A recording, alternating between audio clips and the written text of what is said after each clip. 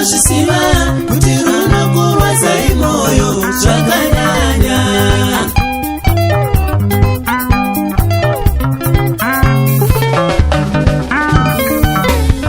Paya pandaimudesekera zvaikufadzai, asi nhasi zvomotiona ndanaye mokumbuka.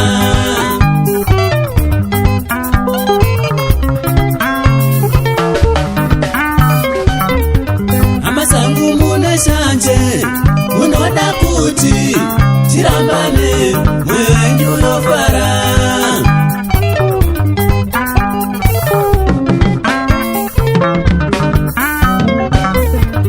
Kafungisisei vana baba navana mai, itirai vamwe zvavanoda vanokufarirai.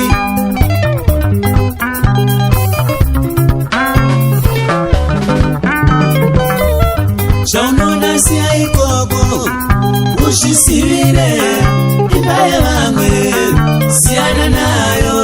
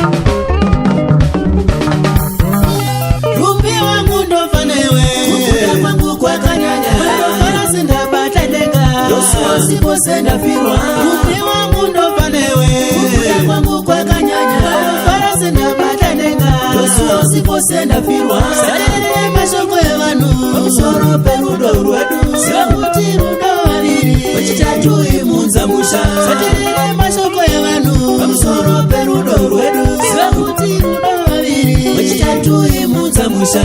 Uchengete mazuva angu mwana mako, mumoyo mako, asi uwe upenyu wangu unenge wave marara. Uchengete mazuva angu mwana mako, mumoyo mako, asi uwe upenyu wangu unenge wave marara.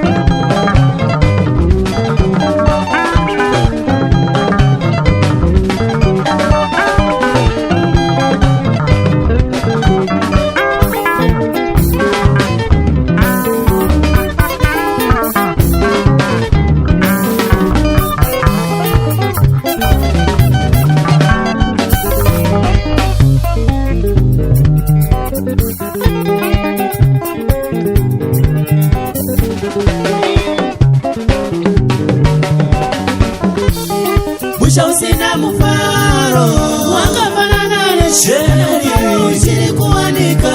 Ngatisununguke, tishopa musasa panakise.